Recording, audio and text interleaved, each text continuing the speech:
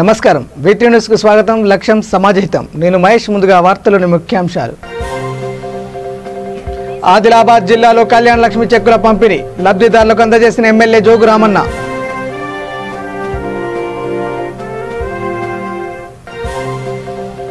జమ్మికుంట పట్టణంలో టీఆర్ఎస్ కార్యకర్తల సమావేశంలో పాల్గొన్న మంత్రి కొప్పుల ఈశ్వర్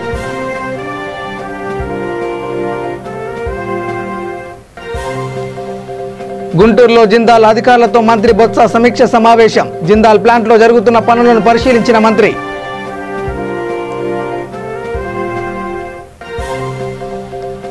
నిషేధిత గుట్కాను పట్టుకున్న మల్కాజ్గిరి ఎస్ఓటీ పోలీసులు 3 లక్షల విలువ చేసే గుట్కా స్వాధీనం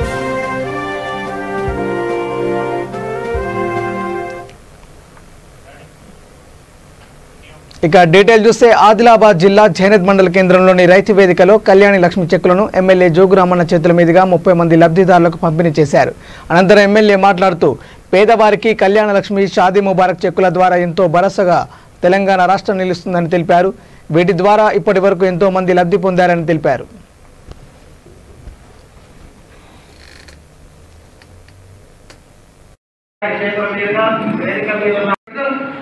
అతని బేరాలో మంగళూరులో జాగాలంటే 150 కడుతున్నాం, అతనే పుత్తూరులో కడుతున్నాం. కానీ చాలా తక్కువ. ఎందుకు కారణం? సర్కారు భూమి లేదు గ్రామాలలో. కాబట్టి ఇప్పుడు మనం ఏం చేసుకుంటున్నామంటే ఎట్లా ఇప్పుడు కొత్త రేషన్ కార్డు ఇవ్వమని చెప్పి ఆదేశాలు వస్తాయో అట్లనే రేపు దీపావళి తర్వాత సొంత జాగాలోనే వస్తుంది. అందరికీ తప్పకుండా కులాలకు సంబంధం లేకుండా, మతాలకు సంబంధం లేకుండా, పార్టీలకు సంబంధం లేకుండా పేదవాళ్ళు అర్హులైన వారందరికీ నేను గౌరవ సర్పంచులకు ఒకటి చెప్పినాం. మీరు లిస్ట్ తయారు చేసుకొని మనం ఇక 2 సంవత్సరాలు మనం ఉంటాం. 1 సంవత్సరం సగం, వచ్చే సంవత్సరం సగం. ఆ రకంగా గౌరవ సర్పంచులు ఎంపీటీ సభ్యులందరూ కూర్చొని పక్కా చేద్దామని చెప్పి కూడా మీ అందరికీ మనం చేసుకుంటాం. ఇంకా కొద్దిగా ఇప్పుడు ఎందుకంటే కరోనా కంటిన్యూ ఇక్కడే ఉంటే మన పాత పథకాలకి మీరు ఆపుతలేము. మీరు చూస్తున్నారు మన దగ్గర ఇంజక్షన్లు తయారైనప్పుడు డబ్బు కాసేపడి బయట దేశాలకు పంపించింది. మొదటి ఫేజ్ వచ్చినప్పుడు 2వ ఫేజ్ రాకుండా మరి భారతదేశంలోనే మొత్తం అటల్ భారతదేశంలో ఉత్పత్తి అయినటువంటి ఇంజక్షన్ల సంఖ్య, ఉత్పత్తి చేసినటువంటి మరి ప్రొడక్షన్ చేసేటువంటి సంస్థలు ఉన్నప్పటికీ మన ఇంజక్షన్ ఉంటే బయట దేశాలు పంపిస్తున్నాం. అంటే దీంట్లో మాత్రం కానున్నది. మనుషులు చచ్చిపోతూ ఉన్నారు. కుప్పలు తెప్పలు గంగా నదిలో వాడేస్తున్నారు. డెడ్ బాడీ జమునా నదిలో వాడేస్తున్నారు. డెడ్ బాడీని మొత్తం కుక్కలు తింటున్నాయి. అంటే ఇలా ఎప్పుడైనా మన పరిస్థితి ఇది నరేంద్ర మోడీ గారి బాధ్యత కాదా? భారత ప్రభుత్వం యొక్క బాధ్యత కాదా? ఉత్తరప్రదేశ్ లో యోగి సర్కార్ ఒక 4-3 ఎమ్మెల్యేలు కూడా వెళ్తే ఆక్సిజన్ లేక ఉత్తరప్రదేశ్ లో మొత్తం కొట్టుకొని బిడ్డలను కొట్టుకొని మొత్తం చనిపోతున్నారు. ఇది నరేంద్ర మోడీ కళ్ళ కనబడదు. ఇది ఆదిత్యనాథ్ యోగి కనబడది. ఉత్తరప్రదేశ్ ముఖ్యమంత్రి అట్లనే పశ్చిమ బెంగాల్ ఎన్నికలు పోతే నరేంద్ర మోడీ అలా ఫ్రీ ఇంజక్షన్ ఇస్తాను చెప్తారు. అంటే ఎలక్షన్ల కొరకు ఒక దేశ ప్రధానమంత్రి ఎంత దిగజారిపోయి మాట్లాడతారంటే ఇది ఇంత పెద్ద పనులు భారతదేశంలో భారతీయ జనతా పార్టీ కనబడే. ఇక్కడ జన్మ పోయితే 4 ఏళ్ళు అయితే జన్మ పెడతలేరు. ఫసల్ బీమా యోజన ఇస్తలేరు.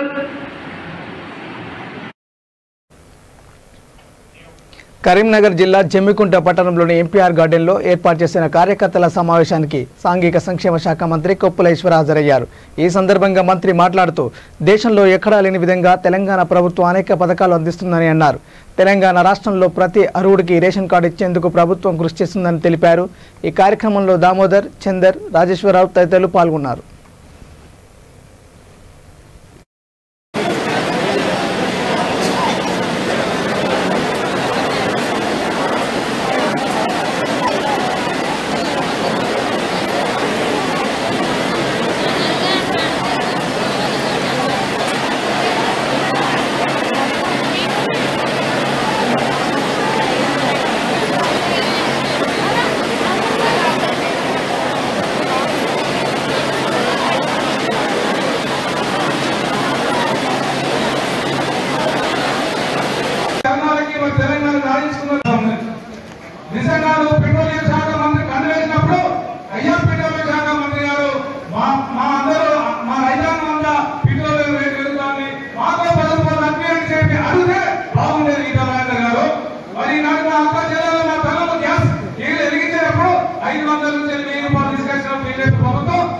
శాఖ మంత్రి గారే 200 తగ్గించాయి పుట్టే బాగుందని అడుగుతా మంచిగా ఈటల గారు ఏనాడు జెండా పట్టి రోడ్డెక్కింది లేదు.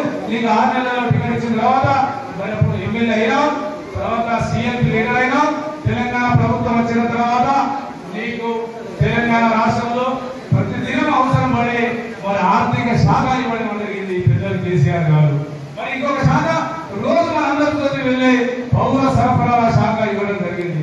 రెండోసారి మరి ప్రభుత్వం వచ్చిన తర్వాత నిన్న కనుక మరి నువ్వు ఎత్తులేసరిగా కొనసాగడం జరిగింది.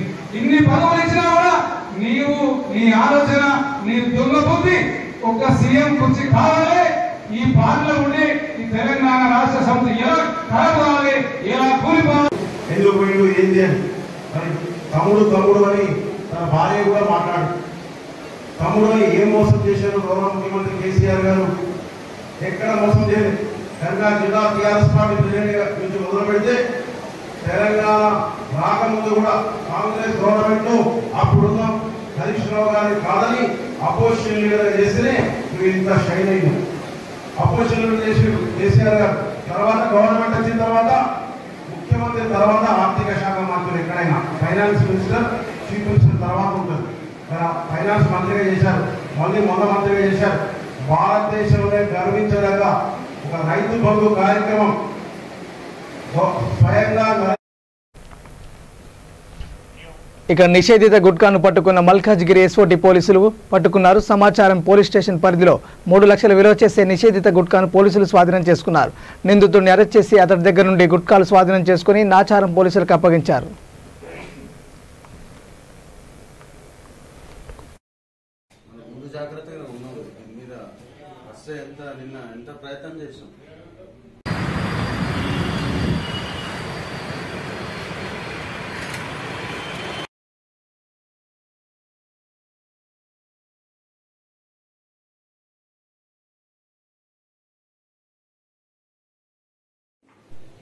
కాకపోతే మనం ముందు జాగ్రత్తగా ఉన్నాం. దీని మీద వస్తే ఎంత ప్రయత్నం చేసాం.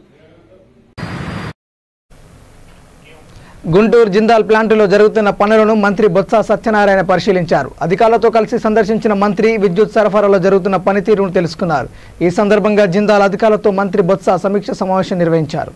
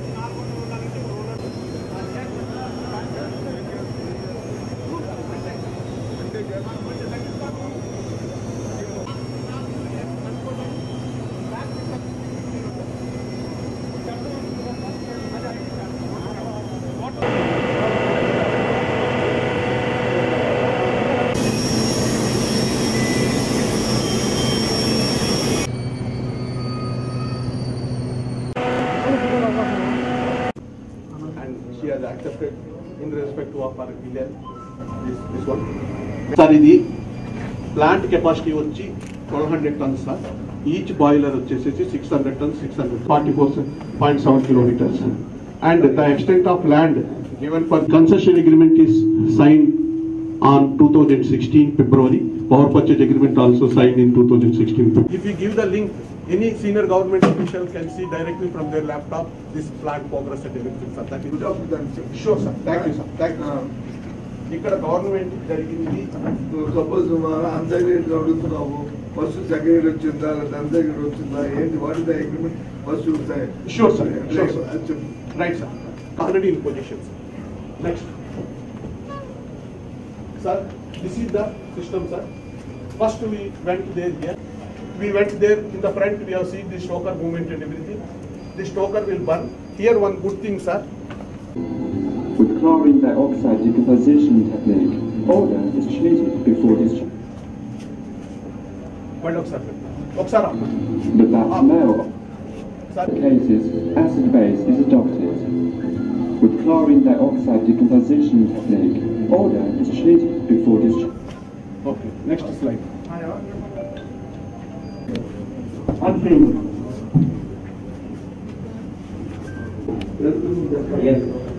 ఇప్పుడు మనము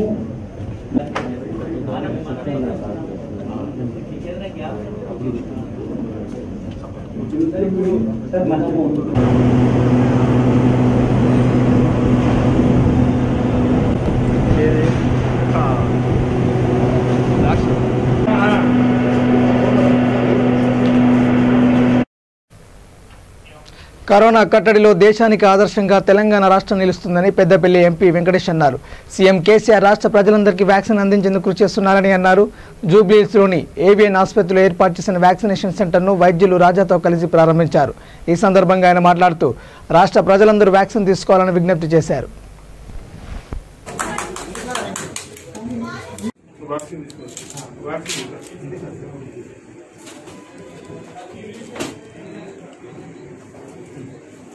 గౌరవ ముఖ్యమంత్రి గారి నాయకత్వంలో కరోనా కట్టడిలో కానీ వ్యాక్సినేషన్ విషయంలో కానీ కరోనా మరణాల రేటుని తగ్గించడంలో తెలంగాణ రాష్ట్రం భారతదేశానికే ఒక దిక్సూచిగా నిలిచిన మాట మనం అందరం చూస్తూ ఉన్నాం.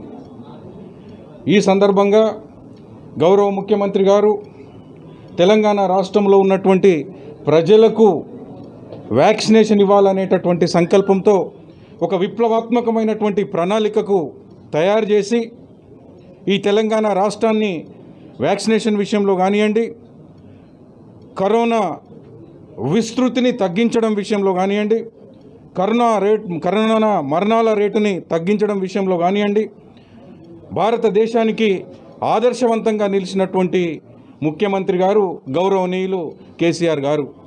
కాబట్టి ఈరోజు మిత్రులు ఏవిస్ హాస్పిటల్ డాక్టర్స్ అయినటువంటి రాజా గారు, శ్రీనివాస్ గారు, గౌతమ్ గారు, వారి మిత్ర బృందం ఏవిస్ హాస్పిటల్లో వ్యాక్సినేషన్ సెంటర్ని ఏర్పాటు చేసి కోవిషీల్డ్, కోవాక్సిన్ ఈ రోజు నుండి వ్యాక్సినేషన్ ఇవ్వడం జరుగుతూ ఉంది. ఈ హాస్పిటల్లో ఉన్నటువంటి డాక్టర్లు ప్రియమిత్రులు కావడం వల్ల నేను ప్రారంభోత్సవ కార్యక్రమానికి రావడం జరిగింది. ప్రభుత్వ నియమ నిబంధనలకు లోబడి చాలామంది ప్రజలకు వ్యాక్సినేషన్ ఒక క్రమ పద్ధతిలో ఇవ్వాలని చెప్పేసి వాళ్ళని కూడా నేను రిక్వెస్ట్ చేయడం జరిగింది. కాబట్టి ఇంకో 10 రోజుల్లో స్పుత్నిక్ వ్యాక్సిన్ కూడా హైదరాబాద్లో జూబ్లీహిల్స్లో ఉన్నటువంటి ఏవిస్ హాస్పిటల్కి రావడం జరుగుతుంది. కాబట్టి హైదరాబాద్ పట్టణంలో ఉన్నటువంటి ప్రజలందరూ కూడా ఈ అవకాశాన్ని ఉపయోగించుకొని అందరూ ఇన్ టైంలో వ్యాక్సినేషన్ పూర్తి చేసుకున్నట్లయితే రేపు రానున్నటువంటి ఈ కరోనా కట్టడిని మనం చేయగలుగుతాం అనేటటువంటి అంశాన్ని సందర్భంగా తెలియజేస్తూ అందరూ దయచేసి కరోనా వ్యాక్సిన్ని వేసుకోండి. ఏవిస్ హాస్పిటల్లో ఉన్నటువంటి అవకాశాన్ని సద్వినియోగపరచుకోండి.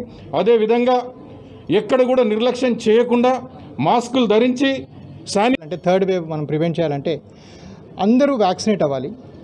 అందరూ వ్యాక్సినేట్ అంటే దగ్గర భారతదేశంలో 70% కన్నా అబోవ్ పీపుల్ మంది వ్యాక్సినేట్ అవ్వడం చాలా అవసరం. అలా అయితేనే హర్డ్ ఇమ్యూనిటీ డెవలప్ అయ్యి ఫ్యూచర్లో థర్డ్ వేవ్ రాకుండా ఉంటుంది.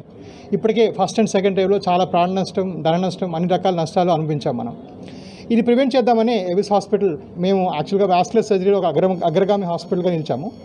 కానీ ఈ ఒక్క పర్టికులర్ ఇష్యూలో అంటే మాకు సోషల్ రెస్పాన్సిబిలిటీగా భావించి మేము కోవాక్సిన్, కోవిషీల్డ్ అండ్ నెక్స్ట్ గురువారం నుంచి స్పుట్నిక్ వ్యాక్సిన్ కూడా, ఈ 3 వ్యాక్సిన్ ఇప్పుడైతే కరెంట్లీ కోవాక్సిన్, కోవిషీల్డ్ కూడా ఉన్నాయి. అండ్ ఈ 3 వ్యాక్సిన్స్ కూడా. కరీంనగర్ జిల్లా సైదాపూర్ మండలంలోని రాములపల్లి గ్రామంలో మాజీ మంత్రి ఏనుగాల పెద్దిరెడ్డి పర్యటించారు. ముందుగా స్థానిక హనుమాన్ దేవాలయంలో ప్రత్యేక పూజలు నిర్వహించిన అనంతరం ఇటీవల కరోనాతో మృతి చెందిన కుటుంబాలను పరామర్శించి సంతాపం ప్రకటించారు. ఈ సందర్భంగా ఆయన మాట్లాడుతూ కరోనాతో మృతి చెందిన బాధిత కుటుంబాలకు కేంద్ర రాష్ట్ర ప్రభుత్వాలు ఆదుకోవాలని, హాస్పిటల్లో చెల్లించిన డబ్బులను తిరిగి బాధితులకు చెల్లించాలని ఆయన డిమాండ్ చేశారు. ఈ కార్యక్రమంలో శ్రీనివాసరెడ్డి, విజయ, రవీందర్ కార్యకర్తలు పాల్గొన్నారు.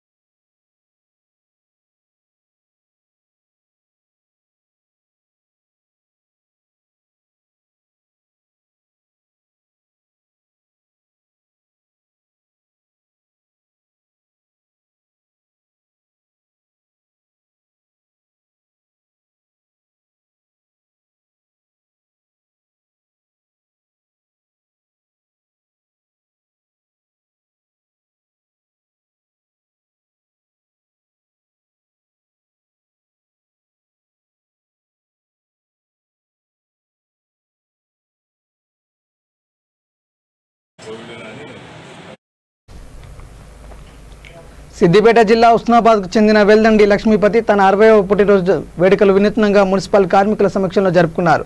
110 మంది మున్సిపల్ పారిశుద్ధ కార్మికులకు మాస్కులు, శానిటైజర్లు పంపిణీ చేశారు. పట్టణాన్ని పరిశుభ్రం చేసే మున్సిపల్ కార్మికుల సేవ చాలా గొప్పదని, అందుకే వారిని గౌరవిస్తూ తన 60వ పుట్టినరోజు వారి మధ్యలో చేసుకోవడం జరిగిందని వెల్దండి లక్ష్మీపతి అన్నారు. ఈ సందర్భంగా కరోనా మహమ్మారిని కట్టడి చేయడంలో తగు జాగ్రత్తలు తీసుకోవాలని, వ్యక్తిగత దూరం పాటిస్తూ మాస్కులు, శానిటైజర్లను ఉపయోగించాలని కోరారు.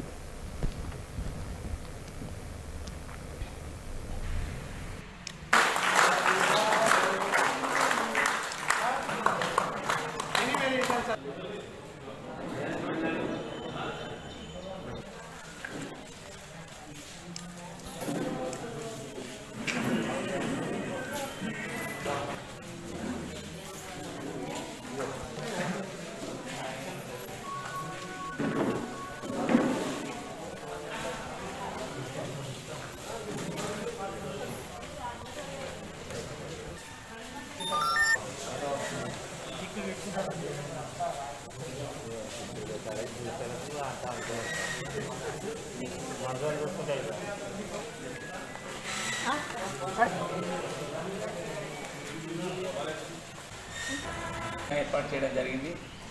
ఎందుకంటే ఈ మున్సిపల్ పారిశుద్ధ్య కార్మికులు అంటేనే అసలు చాలా వాళ్ళు అందరికంటే ఎక్కువ కష్టపడి మనకు ఎంతో సేవ చేసే వారుగా నేను ఎప్పుడైనా నాకు అసలు వీళ్ళు నిజంగానే నిజమైన సేవ వీళ్ళదే అని ఎప్పుడైనా నేను అనుకుంటున్నాను, అనుకుంటాను. ఎందుకంటే పొద్దున 3 గంటలకు లేచి పట్టణానికి ఎంతో రోడ్ల మీద ఊడవడం అంటే అది చాలా నిజంగా అది ఎంతో అభినందనీయమైనటువంటి విషయం. మామూలు విషయం కాదు అది.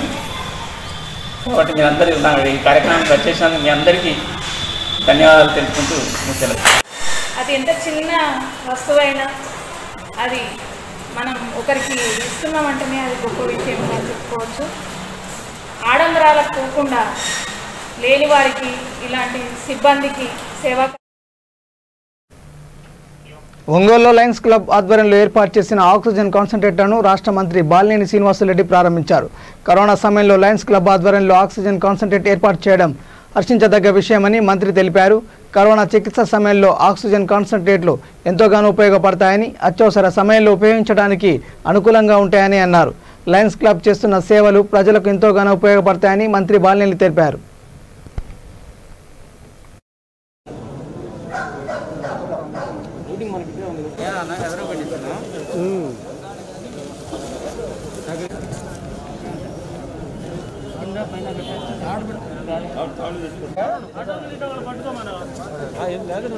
పైన వరకు వచ్చినప్పుడు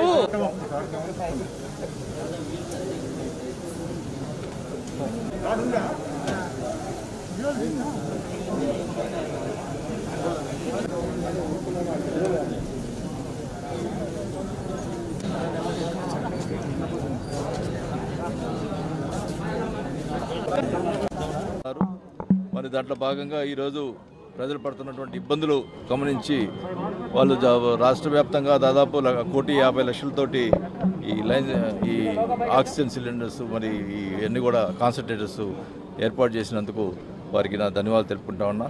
ముందు కూడా ఈ లయన్స్ క్లబ్ ఇంటర్నేషనల్ ఫౌండేషన్ వాళ్ళు ఇంకా కూడా మరి ఎప్పటి నుంచో జరుగుతుండే ఆర్గనైజేషన్ ఇది, మరి ఇంకా కూడా ఎక్కువ ప్రజలకు సేవ చేయాలని చెప్పి వారిని కోరుకుంటూ వారు చేసినటువంటి ఈ కార్యక్రమానికి కృతజ్ఞతలు తెలియజేస్తున్నాను. ఇక కరోనా కట్టడి కోసం రోడ్లపై విధి నిర్వహణ చేస్తున్న పోలీస్, వైద్య, మున్సిపల్ సిబ్బందికి ఇమ్యూనిటీ అందించేలా డ్రై ఫ్రూట్స్, మాస్క్, శానిటైజర్స్ అందించి బాసటగా నిలవడం అభినందనీయమని రామగుండం పోలీస్ కమిషనర్ వి సత్యనారాయణ అన్నారు. మంచిర్యాల జిల్లా మందమర్రి పోలీస్ స్టేషన్ ఆవరణలో లాక్డౌన్లో ఫ్రంట్ వారియర్స్గా విధులు నిర్వహిస్తున్న పోలీస్, వైద్య, మున్సిపల్ సిబ్బందికి మాస్కులు, శానిటైజర్లు, డ్రై ఫ్రూట్స్ను కలకుంట్ల మాధవరావు ట్రస్ట్ ఆధ్వర్యంలో పంపిణీ చేశారు.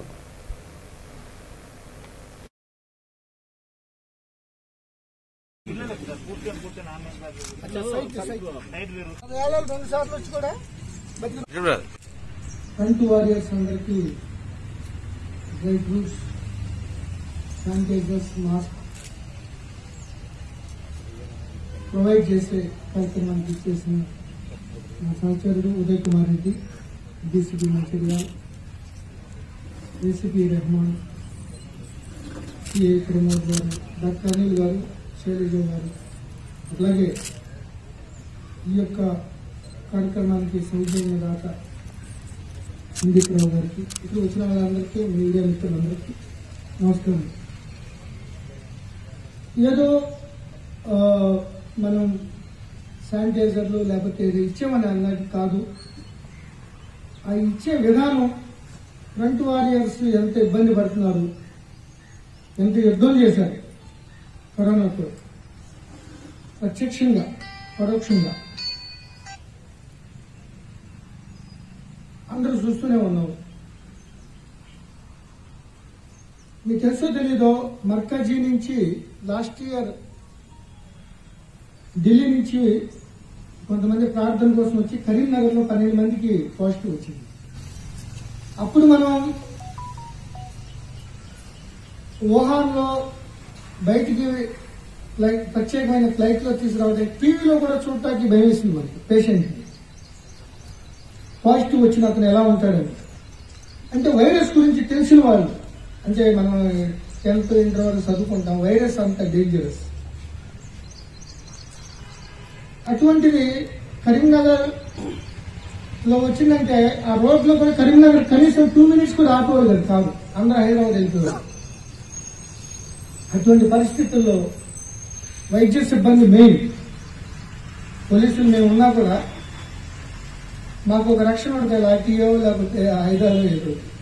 బట్ వైద్య సిబ్బంది కంపల్సరిగా ఆ పేషెంట్ని ట్రీట్ చేయాలి, పట్టుకోవాలి, ధైర్యం చెప్పాలి, ఆయనతోనే గడపాలి. నిన్న ఒక రిపోర్టు 730 మంది డాక్టర్లు సెకండ్ వేవ్లో చనిపోయారు ఇండియాలో. పోలీసులు ఇంకా చాలా మంది చచ్చిపోయి ఉంటారు, అది వేరే విషయం. గుంటూరు జీజీహెచ్ ఎదుట ఒప్పంద స్టాఫ్ నర్సులు ఆందోళన నిర్వహించారు. తమ సమస్యలు పరిష్కరించాలని కోరుతూ నిరసన ప్రదర్శనలు నిర్వహించారు. అనంతరం కోవిడ్ విధులు నిర్వహిస్తూ ప్రాణాలు కోల్పోయిన సిబ్బందికి కొవ్వొత్తులు వెలిగించి సంతాపం తెలిపారు. రాష్ట్ర ప్రభుత్వం స్టాఫ్ నర్సుల పట్ల సానుకూలంగా స్పందించి రెగ్యులేట్ చేయాలని కోరారు. కోవిడ్ రోగులకు సేవలు అందిస్తూ అసలు బాసిన స్టాఫ్ నర్సుల కుటుంబాలకు 50 లక్షల ఎక్స్ గ్రేషియా ప్రకటించాలని డిమాండ్ చేశారు. తక్షణమే ఉద్యోగాలు క్రమబద్ధీకరించాలన్నారు. ఒప్పంద స్టాఫ్ నర్సుల సమస్యలను పరిష్కరించకపోతే రాబోయే రోజులలో నిరవధిక సమ్మె చేపడతామని హెచ్చరించారు.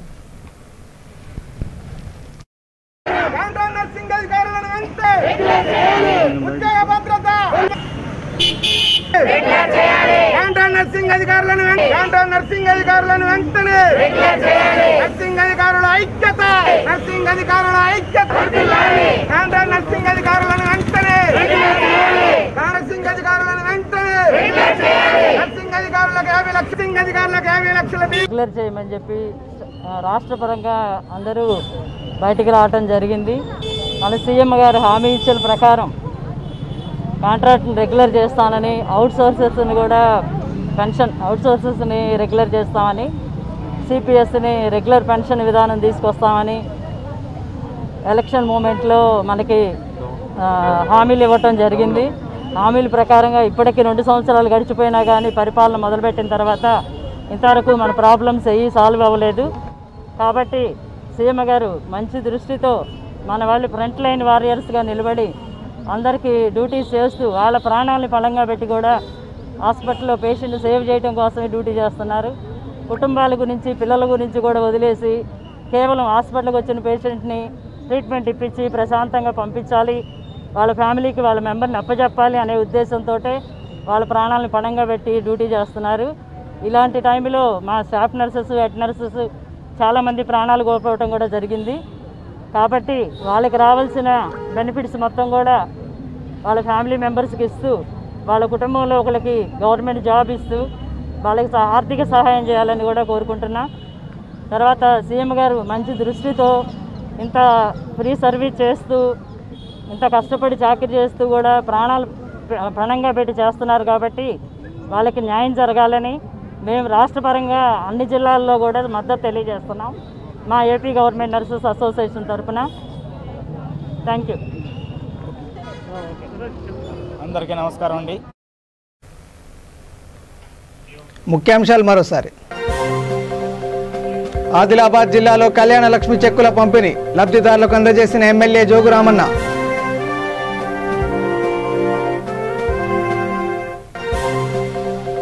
జమ్మికుంట పట్టణంలో టీఆర్ఎస్ కార్యకర్తల సమావేశంలో పాల్గొన్న మంత్రి కొప్పుల ఈశ్వర్.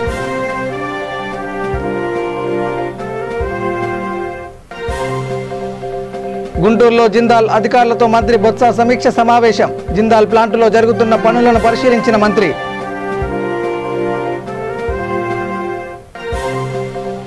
నిషేధిత గుట్కాను పట్టుకున్న మల్కాజ్గిరి ఎస్ఓటి పోలీసులు. 3 లక్షల విలువ చేసే గుట్కా స్వాధీనం.